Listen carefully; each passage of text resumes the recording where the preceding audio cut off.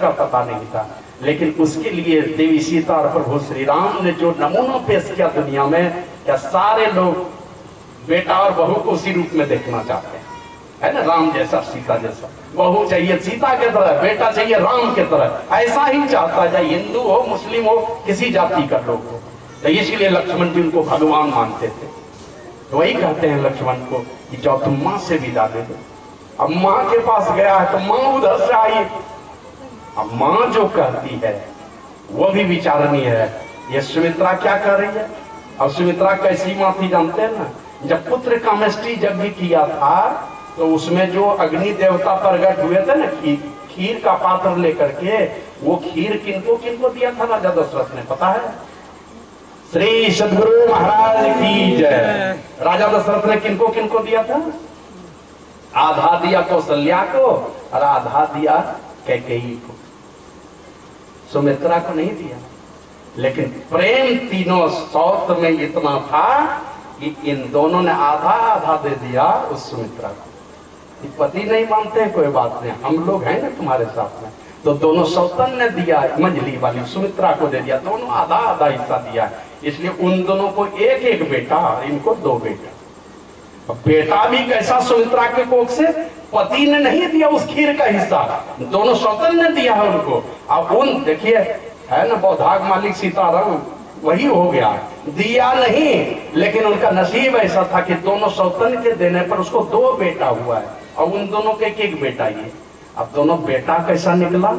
एक हो गया लक्ष्मण जो दिन रात राम के चरणों में, एक हो गया शत्रुघ्न जो दिन रात भरत जैसे संत के सेवा में। 14 वर्ष तक लक्ष्मण जी वन में राम जी के साथ कुछ नहीं खाया, निराहारी और बिना सोए हुए 14 वर्ष गुजार दिया। और दूसरे जो शत्रुघ्न थे, इनके विषय में आप लोग जानते होंगे। एक दिन रात को देवी माता कौशल्या सोने जा रही थी, तब तक छत पर किसी के चलने की आवाज आई, धम धम धम धम आवाज आई ना। तो माता कौशल्या को लगा क्या बात है, कोई है छत पर। तो जैसे ऊपर जाती है तो देखा छोटी वाली बहुरानी टहल रही है।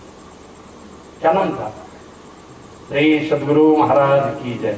छोटी वाली बहुरानी श्रुति कीर्ति, ये मांडवी है भरत की पत्नी, छोटी वाली है श्रुति कीर्ति, वो टहल रही थी छत पर। माता कौशल्या जैसे जाती है, कहा बेटी क्या बात है, इतनी रात को तुम टहल रही हो? 12-1 बजने जा रहे हैं। बस सीधे जाके सास के गले से लिपट गई और फुट फुट करके रोने लगी। कहा कि माँ 13 वर्ष गुजर गए, हमने शत्रुघ्न को नहीं देखा।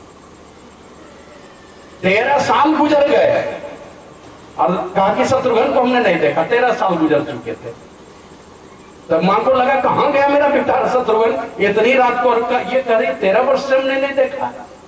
रात में ही पालकी मंगा करके, कहरिया मंगा, सीधे नंदी ग्राम चली गई, जहां भरत जी धरती के नीचे गड्ढा करके और ऊपर से झोपड़ी लगा करके बाहर में रहते थे, अयोध्या के मेन गेट के बाहर। कि मेरे प्रभु इस फर्श पर सोते होंगे तो सेवक को और नीचे में सोना चाहिए, तो धरती में गड्ढा करा कर सोते, ऊपर से छौनी दे दिया था और वहीं से सत्ता का संचालन हो रहा था। सब मंत्री लोग काम कर रहा था और ईमानदारी से कर रहा था। और गदगद इसलिए भी थे कि आप लोग जानते हैं ना, पुराने काल में बताया ना, 14 साल में सारे गृहस्थों ने संकल्प ले लिया था। आज 14 वर्षों तक ब्रह्मचर्य व्रत का, कि जब तक राम जी नहीं आएंगे हम लोगों को जनसंख्या बढ़ाना ही नहीं। 14 वर्षों के लिए ब्रह्मचर्य व्रत लिया था। एक भी आदमी जन्मा नहीं था और एक भी आदमी भरत जी जैसे संत की कृपा से कोई मरा भी नहीं था, अकाल मृत्यु होती ही नहीं थी। वही खाली राजा दशरथ मरा था भरत जी के आने के पहले, तो 14 वर्ष में ना कोई मरा और 14 वर्ष में कोई जन्म भी नहीं लिया, क्योंकि राजा ही है संत। तो सारे गृहस्थों ने संकल्प ले लिया कि हम लोग भी ब्रह्मचर्य व्रत का पालन करेंगे। एक भी बच्चा जन्म नहीं लिया। तो माता गई है, वो देख रही है 13 साल से मेरी बहुरानी अपने पति से नहीं मिली है। तो रात में जाती है जैसे वह नंदी ग्राम, तो भरत जी फर्श के नीचे सोए थे गड्ढा करके, और ये शत्रुघ्न एक शिलाखंड पर खुले आसमान में सोया हुआ। शिलाखंड समझ रहे हैं? एक चट्टान था, चट्टान पर ऐसे खुले आसमान में सोया, ऊबर खाबर चट्टान पर। तो जैसे गई है माँ, तो हड़बड़ा के शत्रुघ्न उठा, प्रणाम किया। माँ इतनी रात को तुम यहाँ? कहा तुम बताओ यहाँ क्यों हो? बोला माँ राम भैया तो वन चले गए, लक्ष्मण भैया को उन्होंने सेवा का सौभाग्य दे दिया, भरत भैया यहाँ आकर के नंदीग्राम में झोपड़ी डाल दी, तो सबसे पापी मैं ही हूँ क्या? सबसे ज्यादा दुष्ट पापी है ना मैं ही हूँ। वो अयोध्या का सिंहासन और राजमहल मुझे काटने के लिए दौड़ता है, इसीलिए मैं उस राजमहल में घुसता ही नहीं हूँ। 13 वर्षों से पड़े थे वहां पर। इस प्रकार का जीवन था उनका। तो वही भगवान श्री राम लक्ष्मण जी गए साथ में, 14 वर्ष के लिए चले जाते हैं, और वहां जाते जाते तो वही माता सुमित्रा के पास, जैसे लक्ष्मण गया है विदा लेने के लिए कि माँ मैं भैया के साथ जाना चाहता हूँ, तो सबसे पहले संकल्प करो कि तुम जाओगे यहाँ से, तुमको पता है ना हमने किसको दान दिया है तुमको? कहाँ माँ वो पता है। शादी के दिन जिस दिन आई थी देवी सीता ना, उसी दिन मुंह दिखाई में दिया था लक्ष्मण।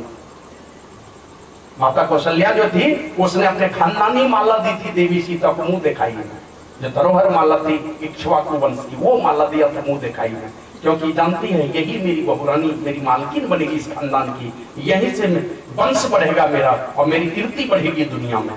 तो अपने गले की माला उसको दे दिया, खानदानी माला। अब कैकेयी सोचते मैं क्या दूं, तो अपना कनक भवन दे दिया, जिस भवन में देवी कैकेयी सोती थी, सोने का भवन, वो भवन दे दिया देवी सीता को।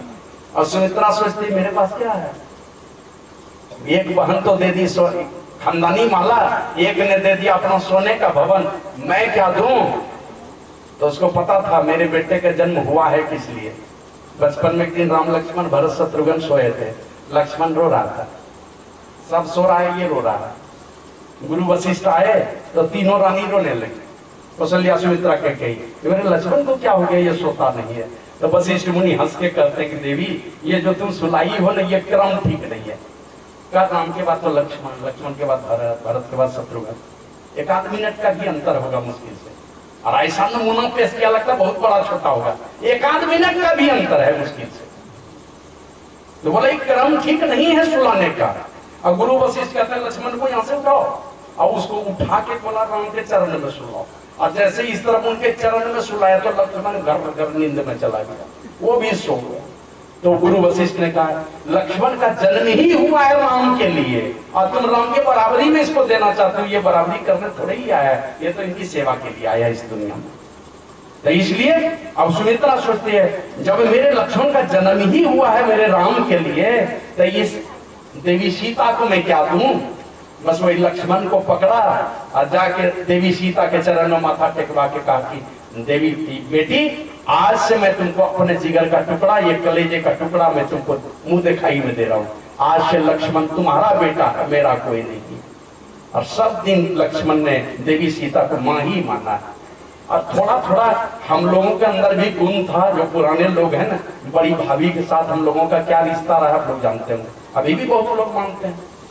हंसी ठिठोली करने वाले तो क्या करते हैं पता नहीं, लेकिन हम लोग तो अपनी माता का दर्जा देते हैं उनको। माँ हो, दूध पिलाने वाली माँ हो, पालने वाली माँ हो, दाई माँ हो, बड़ी माँ हो, मौसी हो, चाची हो, बुआ हो, है ना, बड़ी बहन और भाभी हो, ये 12 प्रकार की माँ है, सबको माँ का दर्जा हम लोग देते हैं।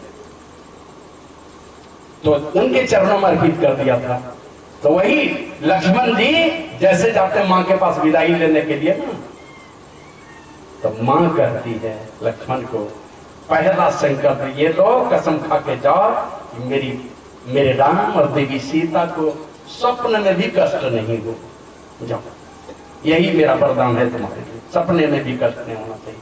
तो संकल्प ले लिया कि मैं सोऊंगा नहीं, खाऊंगा नहीं। सोने पर ना सपना देखता है, उस समय तो कष्ट हो सकता है, इसलिए नहीं खाने का और नहीं सोने का संकल्प लेकर के यहां से चला गया। और मां कहती और उपदेश देते हुए कहती है, यहां से संत मत की जो विशेष बातें हैं वो विचारनीय है। कहते 6 चीजें, गुरु, पितु, मातु, बंधु, सुर साई, सही अहि सकल प्राण की नाई। ये 6 जो हैं, गुरु, पिता, माता, भाई, देवता और परमात्मा स्वामी, इन 6 की सेवा करी अहि सकल करी। गुरु, पितु, मातु, बंधु, सुर साई, सही अहि सकल प्राण की नाही। इन 6 की सेवा प्राण के समान करनी चाहिए। ये 6 गुरु, पिता, माता, भाई, देवता और गुरु, ये परमात्मा, इन 6 की सेवा प्राण के समान करनी चाहिए।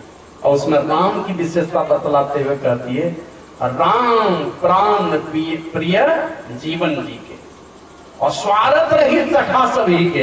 ये राम कौन है? तो राम प्राण प्रिय जीवन जी के, शवों के प्राण के आधार हैं और स्वार्थ रहित सखा सभी के, निस्वार्थ भाव से मित्र हैं। ये सारे संसार के मित्र हैं, सारे संसार का कल्याण करने वाले हैं। और इसलिए कहा पूजनीय प्रिय परम जहांते, मानिए ही सकल राम के नाते। दुनिया में जितनी पूजनीय और प्रिय है, चाहे माँ हो, भाई हो, भाभी हो, चचा हो, दुनिया के कोई भी रिश्ते हैं जिनको आप बड़ा मान रहे हैं, माता सुमित्रा कहती है अपने बेटे लक्ष्मण को समझाते हुए, जितने भी बड़े लोग हैं जिनके प्रति तुम्हारे मन में आदर का भाव है, तो उस आदर को बनावटी आदर बना के मत रखो, का उसको सबको राम के ही नाते मानो, क्योंकि राम प्राण प्रिय जीवन जी के और स्वार्थ रहित सखा सभी के, निस्वार्थ प्रेम करने वाले ये राम सबके सारे सब लोगों के प्राण के आधार हैं। हमारे आधार क्या है? प्राण आधार का निर्गुण निराकार जो वास्तविक स्वरूप आत्मा का, यही हमारे प्राण का आधार है और राम तत्व वही है। हमारा आत्म तत्व जो है वही राम तत्व है। इसलिए उसको इस प्रकार से मानना, तो सपने में भी कोई कष्ट नहीं होना चाहिए। और कहते कहते अब ये 6 की सेवा में सबसे पहले माता सुमित्रा किसको लाती है? का गुरु की। जैसे ही गुरु के सानिध्य में कोई जाता है, संतों के सानिध्य में, महापुरुष के सानिध्य में जाता है। एक दिन मैं पढ़ रहा था, एक राजा अपने मंत्री से पूछते हैं कि मैं किसको राजा बनाऊं? 2 बेटे हैं, किसको बनाऊं? विचार करने लगा किसको राजा बनाऊं, तो क्या दोनों का आधा आधा बांट दीजिए, जिसको बनना होगा बन लेगा। बोला नहीं, बराबर हिस्सा अगर कर दूंगा तब तो झगड़ा हो जाएगा। कहा क्यों? बोला कि बड़ा बेटा सोचेगा कि पिताजी के साथ तो पहले से हम कमा रहे हैं, हमारा छोटा भाई तो 10-15 साल बाद में जन्मा है, हम तो पहले से पिताजी को मदद कर रहे हैं, तो हमको तो अधिक संपत्ति मिलनी चाहिए। पिताजी को भी मदद किया, छोटा भाई को भी पढ़ाई लिखाए, मेहनत किए दोनों बाप बेटा मिल करके, तो छोटा भाई को तो कम मिलना चाहिए, हमको अधिक मिलना चाहिए। ये भाव नहीं आएगा बड़े बेटे में कि अरे चलो छोटा भाई तो छोटा ही है, शरीर में से भी कमजोर है, बुद्धि से भी कमजोर है, थोड़ा अधिक हिस्सा मिल जाएगा छोटे भाई को, क्या दिक्कत है? और फिर छोटा भी सोचेगा कि भैया तो बहुत दिन पिताजी के साथ रहे हैं, बहुत पैसा बचा बचा के रखे होंगे, हमको तो ज्यादा मिलना चाहिए। उसके मन में ये बात नहीं आएगी कि बड़ा भाई बड़ा है तो उसको कुछ अधिक ही मिल गया तो क्या दिक्कत है, जरूरत पड़ेगी फिर मांग लेंगे, मदद ले लेंगे। तो ये भाव नहीं पैदा होगा। वो दूसरी सलाह दो, तो दूसरे मंत्री उसको कहते हैं महाराज मेरी सलाह मानो तो तुरंत झगड़ा खत्म हो जाएगा। बोला क्या?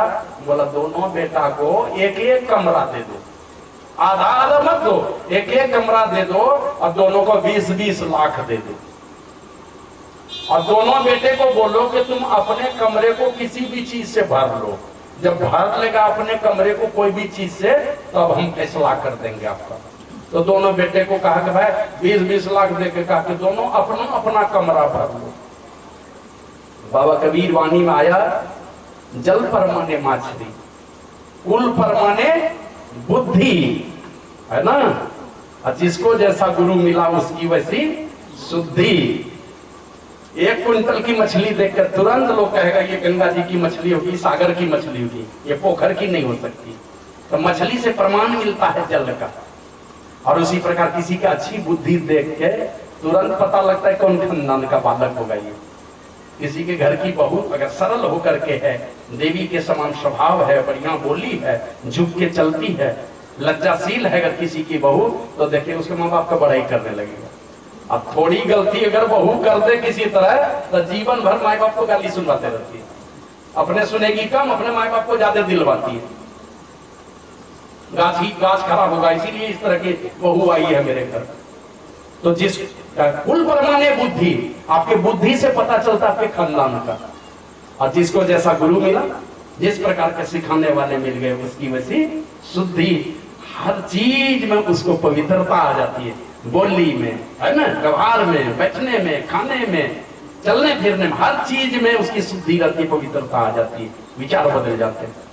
तो 2 बेटे में से एक बेटा सोचा कि मैं क्या करूं, पिताजी और देंगे कि नहीं देंगे पता नहीं, हम तो नालायक आदमी हैं, पिताजी तो नहीं देंगे, तो क्या करना चाहिए? तो सोचा कि कम पैसा खर्चा करो और कोई चीज से भर लेते हैं। बस वही नगर पालिका वाला कूड़ा करकट सब बाहर में ले जाकर फेंकता है ना, डंप करता है सड़क के किनारे, शहर से निकाल के। सोचा इसमें खाली ढुलाई का खर्चा लगेगा, पैसा तो नहीं लग रहा उठाने में, खाली नगर पालिका का कचरा लाके अपने घर में भर ली। अब दूसरा बेटा सोचता मैं क्या करूं? सोचा कि चलो किसी अनाज से भर लेता हूं। फिर सोचा ये राजा का बेटा होकर के अगर अनाज से भरूं ये ठीक नहीं होगा। गरुड़ पुराण में लिखा है कि जैसे एक शेर चलता है ना, किसी दूसरे जीव का मारा हुआ अगर जानवर मिलेगा उसको तो सर झुका करके भी वो नहीं देखता, सर घुमा करके भी नहीं देखता, माना उधर देखता ही नहीं है अगर कोई मार दिया है तो। उसी प्रकार जिसको अपने खानदान की चिंता है या कोई बढ़िया खानदान का आदमी है, वो कभी भी गलत रास्ते पर गलत काम में कभी भी बढ़ेगा ही नहीं आगे। जो अच्छा आदमी, अच्छे खानदान का आदमी होता है, या जिसको अपने खानदान की चिंता है, हमारा खानदान छोटी श्रेणी में नहीं आ जाए, तो सदैव बुरे रास्ते का परित्याग करके अच्छे रास्ते को पकड़े रहता है, शेर जैसी चाल में चलता है। तो दूसरा बेटा मन ही मन सोचता है अनाज से भरना ठीक नहीं है। तो सोचा फिर क्या करूं, कुछ पैसा भी बचना चाहिए और कुछ बढ़िया काम होना चाहिए। सोना चांदी से भरूंगा तो घर तो भरेगा नहीं 20 लाख। तब वो क्या किया, घर को सजाया पहले कुछ खर्च करके, अब बढ़िया बढ़िया प्रकाश की व्यवस्था कर दी, चकाचक कर दिया, प्रकाश से भर लिया अपने घर को। और एक बेटे ने कूड़ा करकट से भर लिया। अब हमको विचार करना होगा हम किस चीज से इस मन रूपी महल को भर रहे हैं, कूड़ा करकट से या सद्गुण रूपी प्रकाश से, सद्विचार रूपी सदाचार रूपी प्रकाश से, है ना। ऊंचे ऊंचे विचारों से अपने मन रूपी महल को भर रहे हैं कि दुनिया ये संसार के कचरों से अपने मन मंदिर को भर रहे हैं, मन रूपी महल को भर रहे हैं। तो वही कहते हैं सबसे पहले जो महापुरुषों की संगति में जाते हैं, गुरु की संगति में जैसे जाएंगे, धीरे धीरे सारे कूड़े करकट का परित्याग करके वो अपने मन मंदिर को सारे सच्चे अच्छे गुणों से भर लेता है, भर देते हैं उन महापुरुष के चरणों में जाकर। रोज सीखते हैं अच्छी अच्छी बातें। और जैसे चिड़िया एक एक दाना चुन चुन करके देखिएगा दिन भर में पेट भर लेती। गाय माल चरने जाता, घास नहीं भी है, आप घर में जितना खिलाएंगे ना देसी गौ को, अपने घर में खिला के जितना पेट भरेगा ना, बाहर बिहार में 2-4-5 घंटा चरने से उससे ज्यादा ताजगी आ जाती है उसके जीवन में। तो थोड़े थोड़े घास से अपना पेट भर लेता है, अपने शक्ति अर्जित कर लेता है। तो महापुरुषों की संगति में, इसलिए सूरदास जी महाराज ने कहा, नर बबूधर जो जन नहीं गुरु के जम के मार्ग नहीं है। जो गुरु के मार्ग में को नहीं अपनाया तो जम के मार्ग में अपने चला जाएगा। आवश्यकता है महापुरुषों के चरणों में जाना। तो माता सुमित्रा कहते सबसे पहले गुरु की सेवा कीजिए प्राण के तरह। आरुणि को भेजा, अड्डा बांध रहे धौम ऋषि ने क्या किया, बांध लिया अड्डा। छोटा सा बालक अड्डा नहीं बांध सका तो क्या किया उसने, बस गुरु के आदेश का पालन करना है तो अड्डे पे सो गए। जान चली जाए तो चली जाए, दिन भर वर्षा होती रही और उसके शरीर को ऊपर से पानी बहता रहा, शरीर अकड़ गया वर्षा और ठंडा से। रात में गुरुजी लालटेन लेके जाते हैं खोजते हुए, आवाज लगाते हैं बेटे कहाँ हो, तो धीरे से आवाज आती है। तो वह निकट जाते हैं तो देखते हैं मेड़ पर लेटे हुए हैं, जहाँ अट्टा टूटा था वहीं खेते में लेट गया था पानी रोकने के लिए। तो गुरुजी अपने हृदय से लगा करके आशीर्वाद देते हैं, बेटे मेरे छोटे से प्रेम, छोटे से आदेश में इतना प्रेम है, मैं तुमको आशीर्वाद देता हूँ, यही प्रेम तुम्हारा परमात्मा के साथ जुड़ जाएगा। तो सारा वेद और वेदांत का ज्ञान स्वतः तुम्हारे अंदर में उभर करके आएगा। कब आएगा सारा वेद और वेदांत का ज्ञान? यही तो आत्मज्ञान है। जिस दिन ये ज्ञान हो, सारा वेद और वेदांत का ज्ञान आपके अंदर उभर करके आएगा। आया है शास्त्र में, देहस्थ सर्व विद्याश्च, महोपनिषद, देहस्थ सर्व विद्याश्च, देहस्थ सर्व देवता, देहस्थ सर्व तीर्थानि, गुरु वाक्य न लगे। पढ़िए मनुस्मृति को, यथा खनन खनित्रेण नरो वारी अधिगच्छति तथा गुरुगताम विद्याम शुश्रूषु अधिगच्छति। जैसे कुदाली से खोदते खोदते खोदते मनुष्य जल पाता है, एक ही जगह खोदते रहे तो कभी कभी जल मिलेगा, उसी प्रकार गुरु की सेवा शुश्रूषा करते करते गुरु की संपूर्ण विद्या को पाता है और वो सदैव परमात्मा से जोड़ देते हैं। इसलिए सबसे पहले माता का आदेश हुआ गुरु के शरण में जाना, और जो गुरु के शरण में जाएगा, गुरु के आदेश और उपदेश के घेरे में रहेगा, कभी भी वो माता पिता के विरुद्ध चलने वाला नहीं हो सकता। वो माता पिता का सेवक बनकर के रहेगा। तो माता को वो अपने गुरु की तरह, और सबको कहा जितने पूजनीय सबको राम के नाते पूजनीय प्रिय परम जहाते सही सकल राम के नाते सबकी सेवा करो राम के समान समझ करके। अब फिर कहते हैं बंधु की सेवा। बंधु मने भाई, भाई की भी सेवा प्राण के तरह। महाभारत में उपदेश है भीष्म पितामह का युधिष्ठिर को कि भाई और भाई का भोजन एक साथ वाला भोजन अमृत होता है। भाई भाई का भोजन खाते हैं, कोई भाई है साथ में खाने वाला, भूल से मिलेगा, कहाँ गया प्रेम पता नहीं। एक समय था भाई भाई के बिना नहीं रह सकता था, बड़े भाई के सामने छोटा भाई खड़ा नहीं रहता था। हम तो जब तक सन्यासी नहीं बने हमको तो इतना डर लगता था भाई का, नौकरी चाकरी करते थे फिर भी सामने में नहीं खड़े होते थे, बहुत डर लगता था। तो भाई भाई का भोजन अमृत कर। ऐसे बाप बेटी का भी भोजन लिखा है, बाप बेटी कुमारी बेटी का भी, कि कुमारी बेटी के साथ बाप अगर भोजन करे तो अकाल मृत्यु नहीं होती है पिता की। पति पत्नी का भोजन जहर के तरह लिखा, साथ में नहीं। धर्मात्मा पति पत्नी हो तो पति के भोजन के बाद पत्नी का भोजन होना चाहिए, और उस थाल में अगर भोजन हो तो अखंड सौभाग्यवती भीष्म पितामह ने बतलाया। इस पर बहुत सारी चर्चा है, लेकिन लोग महाभारत को घर में नहीं लाते। कौन पंडित सिखा दिया महाभारत नहीं लाना, नहीं तो घर में महाभारत हो जाएगा, जबकि ऐसी बात नहीं है। अरे वो तो महाभारत तो धर्म युद्ध न है, अधर्मी को मारा है। शाम को सब एक साथ बैठते थे, दिन में लड़ाई शुरू होती थी। अधर्मी बन के ये लड़ाई थोड़े हुए, धर्म क्षेत्र कुरुक्षेत्र है ना, तो धर्म युद्ध है ये। तो इसलिए का भाई को अपने प्राण जैसा, और फिर कहते हैं देवता को भी। अब बहुत सत्संगी लोग देखे मंच पर बैठ करके देखिए देवता का निंदा करना शुरू करेगा। भूल से भी कभी मत कीजिए। अरे जो एमए पीएचडी किया हुआ है, मैट्रिक पास वाला, उसकी क्या निंदा करेगा।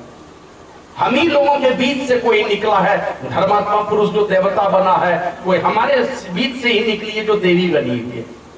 रामायण में लिखा है सुर श्रुति निंदक जे अभिमानी रौरव नरक पर ही ते प्राणी। जो वेद की निंदा करते हैं, देवी देवता की निंदा करते हैं, नरक में जाते हैं। इसलिए कभी भी कबीर साहब को सामर्थ्य वो कर लेते थे, सामर्थ्यवान पुरुष है। हम लोगों को कहां से सामर्थ्य है जो निंदा करेंगे। तो का देवता की सेवा प्राण के समान। तो लोग यही कहते हैं ना, सत्संगी लोग देवता को थोड़े मानता है, नहीं मानते लोग। श्री सदगुरु महाराज की जय। मानते हैं हम लोग 33 कोट देवी देवता कहां पर है, गुरु के चरण में है ना। देवी देव समस्त पूरन परम परम प्रभु गुरु में करे निवास, कहते हैं संत सब। सारे देवी देवता गुरु के चरणों में। और ऐसे भी तुलसीदास जी महाराज लिखे हैं, पात पात के सींचबों बड़ी बड़ी के लोन, तुलसी खोटे चतुरपन कलिदह के कहो को। कहा कि इस कलयुग में इस प्रकार की चतुराई करोगे तो ठगे ही जाओगे, है ना। कैसे ठगे जाओगे कि बेसन में हल्दी नमक और मंगरेला देके आप पानी देके फेंट दीजिए। अब बड़ा पकौड़ा बनाना की छोटी पकौड़ी बनाने की इच्छा है, बना लीजिए। सब में नमक हल्दी बराबर बराबर हो जाएगा, किसी में कम बेसी नहीं होगा। और जैसे वहां एक वो चीज कम करेंगे तो स्वाद गड़बड़ हो जाएगा, है ना।